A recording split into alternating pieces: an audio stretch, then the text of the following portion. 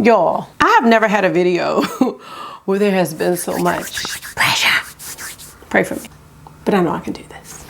Hey good people, welcome back to Beauty and the Frizz. My name is Kara and this is day 7 of FRIZZMAS. I feel like this is one of the toughest videos I've ever done, but we're gonna do it.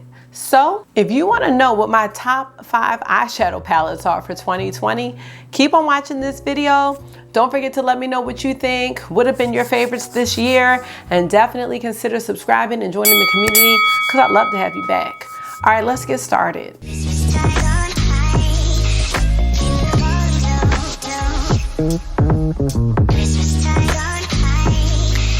I'm excited to do this video. My friend Stephi Glam reached out to me and was like, we need to do something. We should have done something sooner. And I totally agree. I love Stephi Glam. One thing I can say about her is her hustle is real. Like, she has 2 boys just like me and she works full-time just like me. But when I tell you this girl has a video up every single day,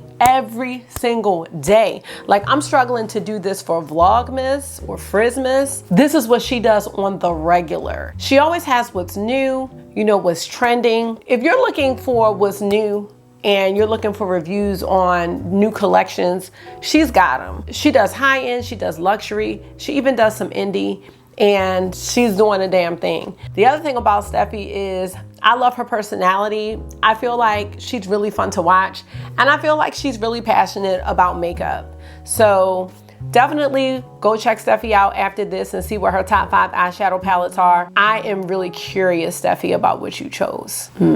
I'm also gonna link her channel here or here, and I'm gonna link it in the description box. All right, y'all, let's get started.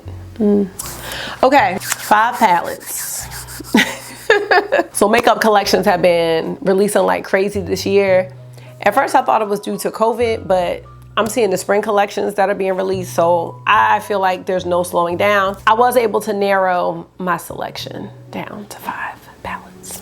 Here we go. I'm gonna start with a palette that I feel like was truly overrated, and that's this one. This is the Anastasia Beverly Hills and Amrezy collection. I was supposed to clean my palettes off, but I did not. Mom, y'all, you just gonna have to, I don't know what to tell you. I use it, so it's just like, at least y'all know I use it. All right, here it is. Now, please take a minute to enjoy the beauty and gorgeousness. Now, you might be like, this was one of your top 5s of 2020. Yes, I feel like this palette was truly underrated even by myself, because when I saw the reveal of this palette, I was not thinking about getting this palette. I did have some experience with a couple of the Anastasia Beverly Hills palettes, and I did like them. I don't know, I ended up getting this and I don't regret it at all. So this palette has a bit of significance for me. I did purchase it before I started my channel, and I was trying to do little looks on my little makeup Instagram page, but I remember standing in the bathroom playing with this palette when I got the text about Kobe Bryant passing away. And I was in here, I was having me a good old time, you know what I mean? And I got that text and I was like, damn, that's when I knew 2020 was gonna be something. But no, it hasn't been all bad. But you know, in all seriousness, that's the one thing when I look at this palette, I really do think about, ironically. And it just makes me grateful, you know, for everything that I have, and just understanding that like life is so short, you know what I mean? One of the things I like about this palette is that you can get a really, really neutral look from it. You know what I mean? You've got a brown, you've got a black, you've got a warm tone brown, you've got a cool tone brown, and then you've got your pops of color. There are 2 pressed glitters in here, and I don't really care to use them, but they're there. I really do enjoy the blue shade here, Leo. I love this bright pink Reezy shade, and I just think it's a great palette. I call it the perfect Barbie palette, but again, it's a palette where you can do some neutral looks, and I had to put this on my top 5. I know it came out at the beginning of the year, and sometimes we lose sight of, you know, the earlier releases, but this is on my list. And these aren't being ranked at all. I may be kind of going in order by when they were released, kind of, but I don't know, maybe not, I don't know. So this next palette I'm gonna show you, I don't think I've seen the amount of hype for any release that I have for this palette. And this is none other than the Pat McGrath Divine Rose 2 palette. Man, I think that this palette was like, for someone who loves color, this was the answer to Divine Rose. You know, Divine Rose was very neutral. I think that Divine Rose 1 as people call it, is a great palette for an everyday look. I'm not gonna say that you can't be creative with it, because you can be creative with anything, but I feel like Divine Rose 2 was what it said it was, an artistry palette. And it wasn't just eyeshadow. It was eyeshadow, it was blush, it was highlighter, it was everything. A lot of people were, you know, lusting after the pink acrylic packaging. There were people that even rebought Divine Rose 1 so they could get it in the pink packaging. I just don't recall this year there being a release like this. Correct me if I'm wrong, because I may have missed some things. I don't have everything. This is another loved palette, so I'm sorry that it is not squeaky clean, but here we have Divine Rose 2, and you know, a lot of people were very interested in this extraterrestrial shade, which was this duochrome. And I mean, it's just, look at this. So I feel like so many people were interested in this extraterrestrial shade, you know, because it was a duochrome. And I feel like up until this point, the duochromes really belong to the indie brands. And I feel like Pat McGrath doing the duochrome, everybody was just really excited about the shade, which is a gorgeous shade, by the way. Not to say that it hasn't been done before and hasn't been done since, because it has. But I think for Pat McGrath to incorporate this in her palette, you know, it was a big deal. You know what I mean? That, along with the packaging, the launch was crazy, you know, trying to get it. It sold out really quickly. And, you know, she had the lip trios that came out with it, and she had merch. She had, I bought a tote bag. I mean, it was just a whole thing. So Divine Rose 2, I kind of feel like was the palette of 2020. And again, it's hard when you have a whole year to look back on, but I just remember that launch really, really being a big deal. All right, y'all, that was number 2. So number 3, this is the palette I'm wearing right now. This is the Natasha Denona Bronze palette. I love this palette, y'all. I just used it, so it's definitely not clean. All right, why do I love this palette? Well, I love warm tones, and I feel like this palette is perfect for someone who loves warm tones. I love these bronzy tones that are in here, and I feel like there were a couple of shades in here that were very unique to my eyeshadow collection, especially at that time. And actually, even still, these shades are pretty unique. And it's these 2 shades right here, the shade Deep Dive and the shade Rhodium. Yeah, let me swatch them really fast. Deep Dive, it's such a deep brown purple color. I don't think I have anything like this, and I just think it is such a beautiful color. And I know on my finger it looked really, really deep, and you can make it that deep, you can, but I just swatched it out, so it just shows that you can kind of diffuse it out as well. And then Rhodium is almost like the same shade, but in a shimmer version. And I just feel like these colors were really different for my eyeshadow collection. I feel like they were standouts in the palette. There was also a duochrome shade. It's the shade here called Bliss. And you know, it's a pink gold shifty situation. You can just see that it has, you can just see that it's pink and has gold reflex, or maybe you can't see it, I don't know, I'm trying. But I just love the colors in this palette so much. It's what I used to create this eye look here. You can see that I used the Rhodium and the Deep Dive shades in the outer corner area. And this was actually my very first Natasha Denona palette. So that's another reason why it's special. But I think out of all the Natasha Denona palettes that I have at this point, I think this is my favorite one. Yeah, I think it is. I think close favorites would also be the Metropolis palette, which is more of a recent purchase for me.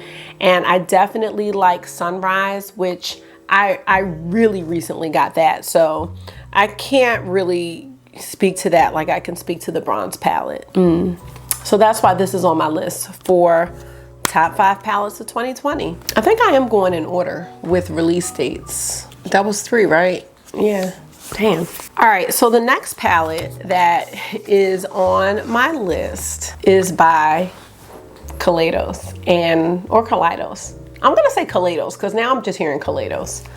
This is the Escape Pod, and this is from the Make Your Escape collection. And I just feel like Kaleidos is a whole mood. Just from the packaging, the colors, the themes. I have really come to like this brand, and this was my first exposure to Kaleidos, so I just feel like it belongs on the top 5 for 2020. Now let's take a look at the palette. I mean, it's colorful, it's beautiful. If you don't like colors, this probably wouldn't be your jam, but I will say you can do a neutral look. It's not a huge variety, you know, when it comes to a neutral look, but you've got these browns here, you know, you've got this little color that could be a, I don't know, brow bone highlighter, transition, or lid color, and then you have this shade here where you could put something like this on the lid and have, you know, a pretty wearable everyday look. But if you want some color, this palette is amazing for that. All of their shimmers are they're just so nice. I mean, every single one. You have this shade here, Space Oasis, one of those, you know, shimmery duochromy type shades. Saturnalia is another one. Like, look at this. Look at the metallic on this. Like, it is just, I don't know. They are just beautiful, beautiful shades, and I just felt like this was a really unique palette. I just keep swatching for no reason. I love the shade Soiree, which is like this purple here. Exoplanet is one of my favorites. It's just a great palette. It's a great palette. And I just got a box from Kaleidos. Let me just show you how it's packaged, because I don't know if this packaging all came from the Make Your Escape collection, but it's the first that I saw of it. I mean, they had this suitcase that came with it. This is the box. I still have my original Make Your Escape box in the closet, but it was just like this. I mean, they had a hair bow. I mean, they had everything that went with this collection. The blushes were gorgeous. There was a lip gloss, the highlighters. I'm just now looking back and thinking, because I was about to not put this on my list, and I'm like, how could I not put this on my list of top palettes for 2020? It was definitely something that was unique to my eyeshadow collection.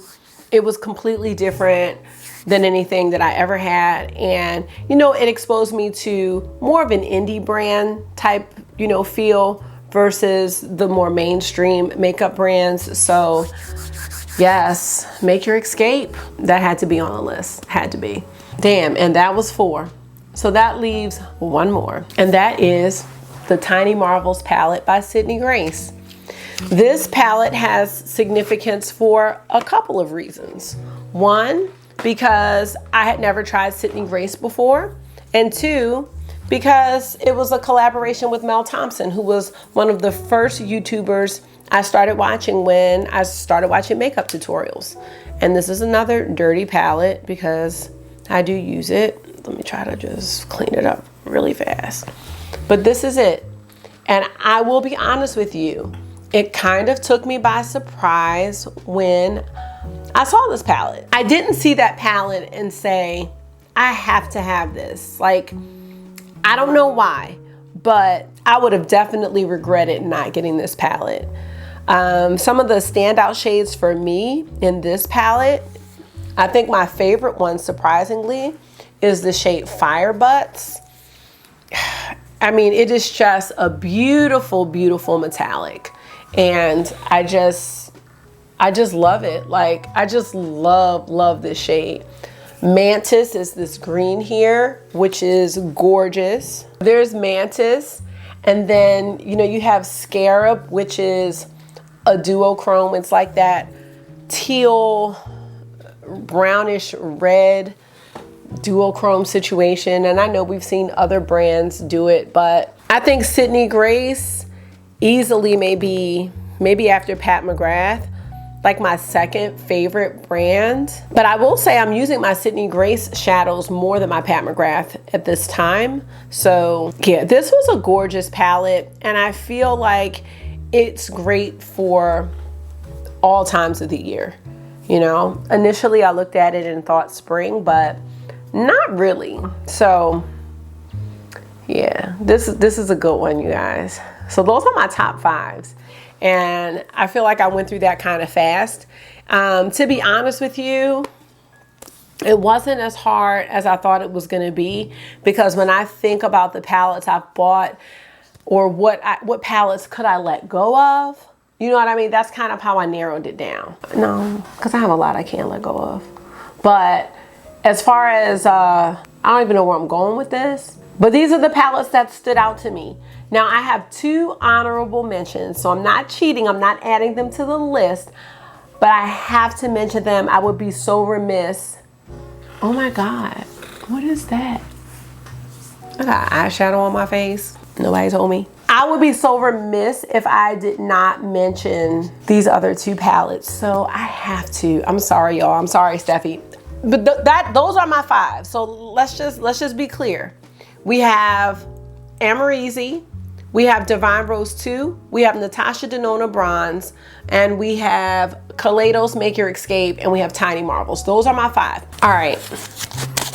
This is the Anastasia and Jackie Aina palette.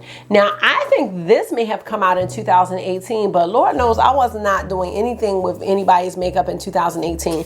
I did purchase this in 2020, and I will say, this is probably one of my top eyeshadow palettes in my entire collection. You will not be able to take this palette out of my hands. I will clutch onto this palette. I will grip it, okay? You cannot take this palette from me. You can't. This palette also has a lot of love. When I tell you, like, this palette really took me by surprise. You can do everything with it. And when I tell you this palette works for every skin tone, I mean, this palette works for every skin tone.